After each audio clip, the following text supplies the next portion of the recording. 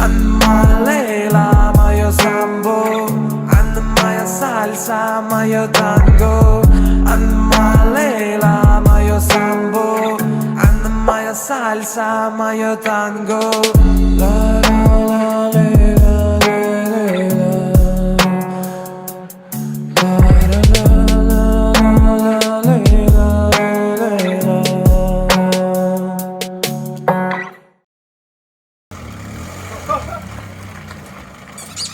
Cette année est un peu particulière parce que pour la première fois, on ne part pas à 3 mais uniquement à 2. Flo qui 2 semaines avant le trip a eu une petite surprise, une fuite au niveau du carburateur. Et après de nombreuses tentatives, rien à faire. Et il est out pour le trip. On part en Espagne et au Portugal. On a fait le trip des Pyrénées l'année précédente et l'ambiance espagnole nous a vraiment bien plu. Un peu frustré de ne pas avoir pu le faire l'année dernière, cette fois-ci, on va descendre tout en bas pour pouvoir voir le Portugal et le désert de Goa.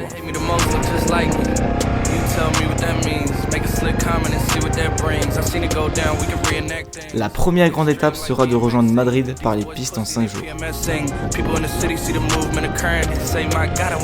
Et déjà après 1 heure de piste, on se rend compte des paysages qui vont s'offrir à nous. On se prend au jeu et on se fait plaisir. Mais malheureusement, pas pour longtemps. C'est le moment de faire un petit récap de la situation. C'est pas un caillou, hein. Il n'y a plus de dents. Là faut aller chez le dentiste. Hein. Ah ça, ouais, là c'est chaud. Là faut le dentier. Ah il faut le dentier là. Bon c'est ouf, c'est déjà la merde. On fait quelques pistes, là on a fait quoi, 30 km même pas. Et là j'entends clac clac clac clac clac. Je dis non, qu'est-ce qui se passe? Il n'y a plus de dents. Parce qu'en plus c'est dimanche aujourd'hui. Le but c'est de tendre la chaîne pour que les dents là, elles accrochent un minimum. Mais putain, il n'y a plus rien, c'est tout. C'est sûr, je le garde en collector. Demain matin, on va en Andorre, on dépose la moto, on dit allez, changer le kitchen please.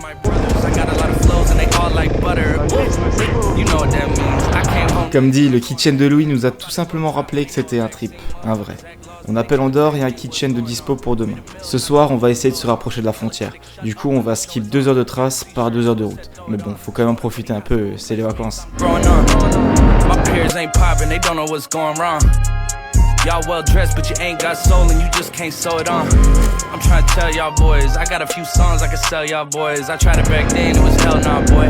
Now I'm in a box like a Kellogg's toy. The ones that hate me the most look just like me. You tell me what that means. Make a slick comment and see what that brings. Pour la première nuit, on a eu un peu de mal à trouver le spot de camping. On se cache dans un pré plus ou moins inoccupé, mais tout de même chez un agriculteur qu'on ne rêve pas vraiment de voir cette nuit. Il faut savoir qu'on est le 24 octobre, pas la période la plus chaude de l'année, mais ça, on l'a vraiment découvert cette nuit. Moins 3 degrés, la tente qui jette de l'intérieur, bref, il fait froid et on est moyennement équipé et moyennement prêt à affronter cette température. Mais on s'attendait à quoi en partant en octobre en Andorre? Comme on te l'a dit, le seul souhait de la journée, c'est de réparer la moto de Louis. Direction Andorre-la-Vieille.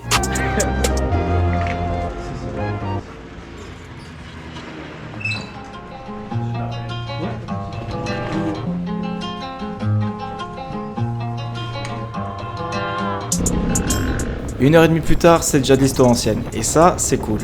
Il est 2h30, on repart serein, prêt pour partir 3 semaines.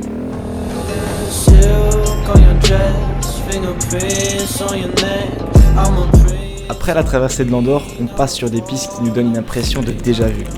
Certes déjà vu, mais qui reste incroyable.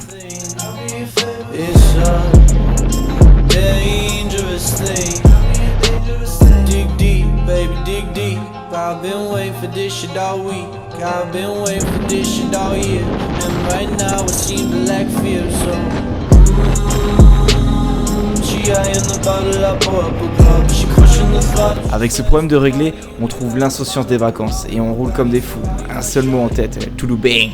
Tell me girl, how you my shawty? I swear that I boss up, I'm running them numbers. I swear that I got up out of my slumber, up out of my sleep. On garde le rythme jusqu'à 19h pour trouver un terrain plus ou moins plat, chose assez technique avec les montagnes qui nous entourent.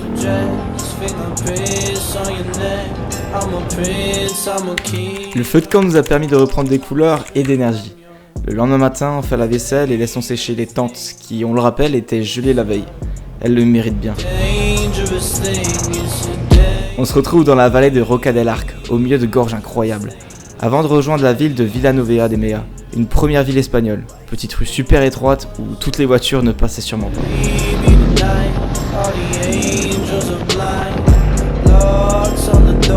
Le climat d'octobre nous permet de nous arrêter assez souvent en plein soleil, sans trop souffrir, ce qui te permet de ramener des souvenirs et certains prendront.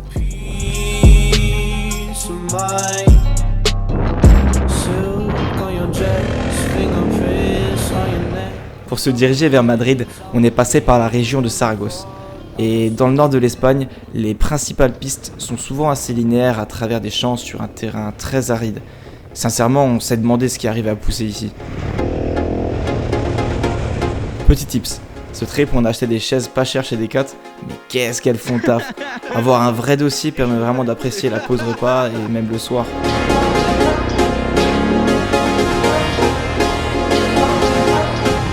Au vu de la sécheresse des chemins, c'est un amas de poussière qu'on laisse derrière nous après chaque passage. Du coup, quand vous roulez derrière Louis, vaut mieux le coller assez, sinon vous avez du sable dans plein les poumons et plein la gueule.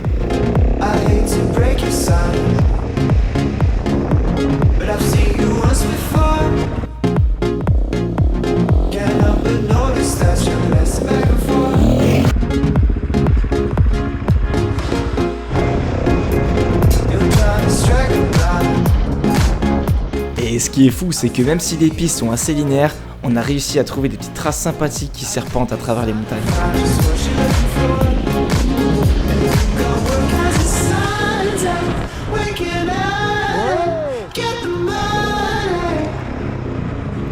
J'ai une question. Ouais. Je le prends pas mal. Hein. T'as tout donné là ou...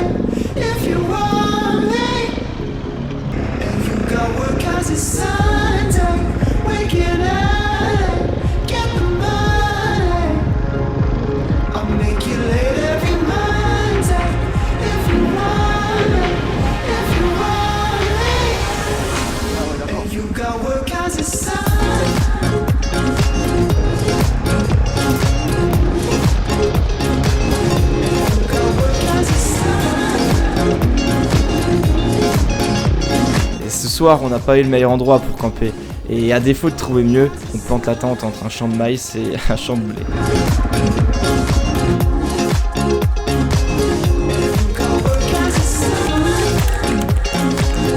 Bon, hier soir, pas de feu de camp. Il faut dire que tout le champ aurait pris feu. Il commence à faire un temps super agréable. Un peu chaud en fin d'après-midi, aux alentours des 26 degrés, mais le soir, on avoisine les 11 degrés qui te permettent de dormir vraiment paisiblement. Fini le gel dans la tente.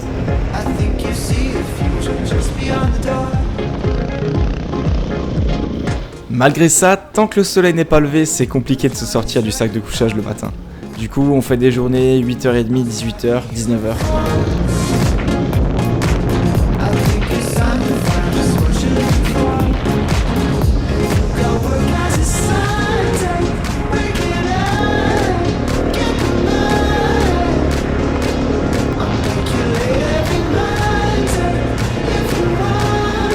Après toute cette poussière, ça fait du bien de retrouver un peu de verdure et surtout de gravir des collines.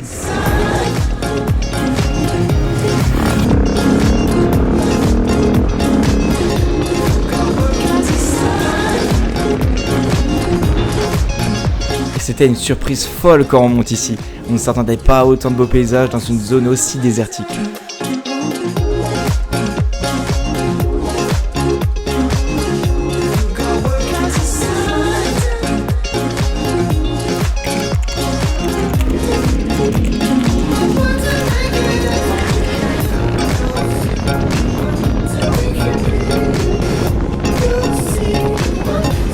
Et du coup, ça nous a bien réveillés et ça nous a donné beaucoup d'énergie et beaucoup d'entrain.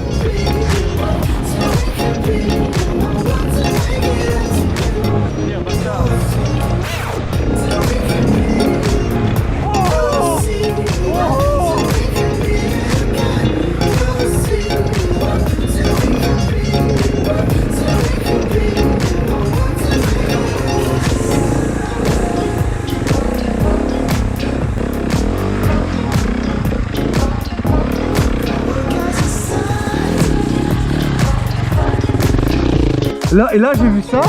Dans le capteur, je me suis dit, ta mère, c'est grand angle, il va m'écraser ce bâtard.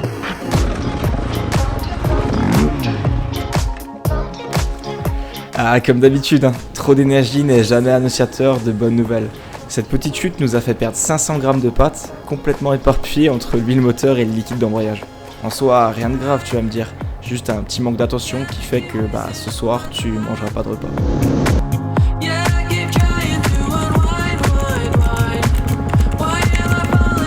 D'ailleurs, ce soir, c'est Rebecca qui nous attend à Madrid. Une pote qu'on a rencontrée grâce à Instagram et qui nous propose de venir dormir chez elle. Franchement, on ne pouvait pas espérer mieux.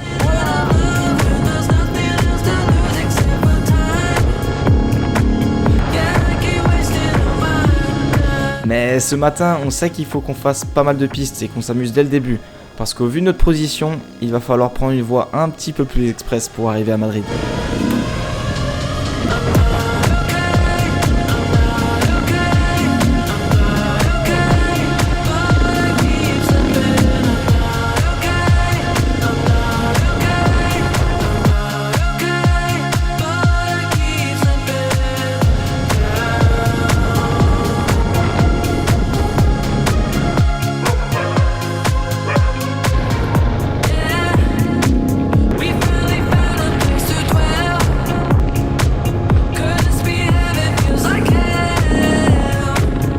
Et vu qu'on a uniquement la matinée pour profiter pleinement, on se refuse rien. On profite de tous les panoramas possibles.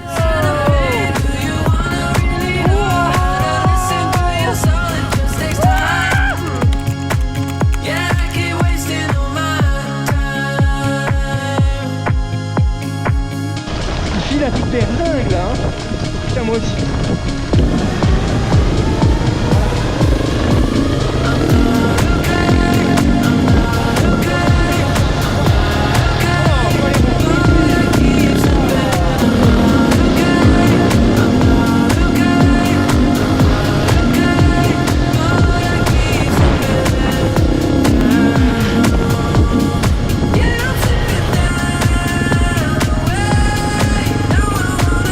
On traverse la région de Castille et Léon, avec beaucoup de paysages diversifiés et un sable beaucoup plus rougeâtre que ce qu'on a vu jusqu'à présent. C'est incroyable.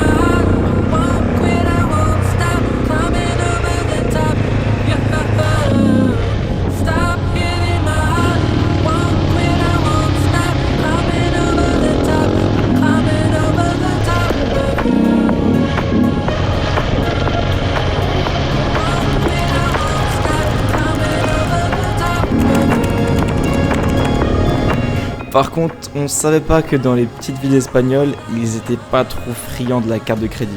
Si jamais, prenez du cash avec vous. Ça vous évitera de vous sentir gêné quand 3 Espagnols vous payeront vos bières.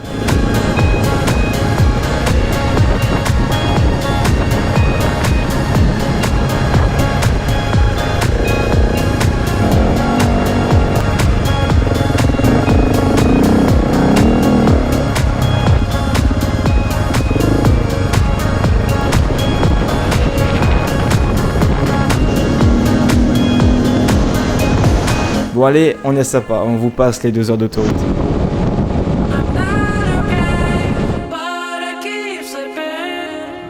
Après une douche, un repas, une lessive, une nuit de sommeil et un bon petit déj, on est reparti à l'aventure. Merci encore Rebecca pour l'hospitalité.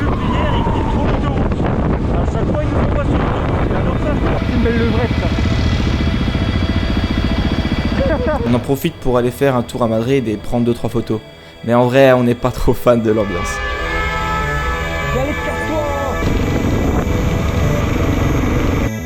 D'ailleurs, la pluie s'est invitée pour le trip. La pluie et les marécages. Oh non. Oh non.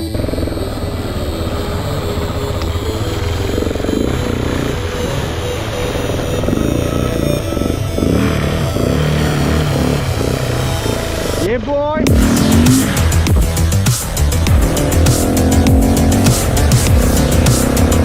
Cet après-midi, c'est piste humide et tenue de pluie. Ça nous rendrait presque nostalgique de la poussière qu'on mangeait la veille.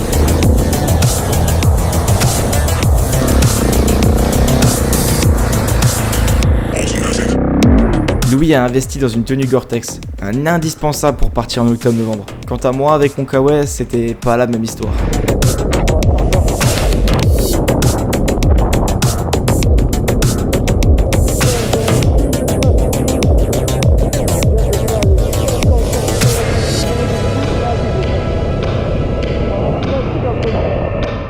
C'est vrai qu'on a mis du temps avant de sortir cette série, mais crois-moi, elle valait le coup d'attendre.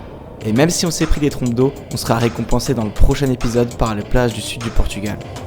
Alors prépare tes lunettes de soleil mon pote, parce que t'es vraiment pas prêt pour ce qui suit.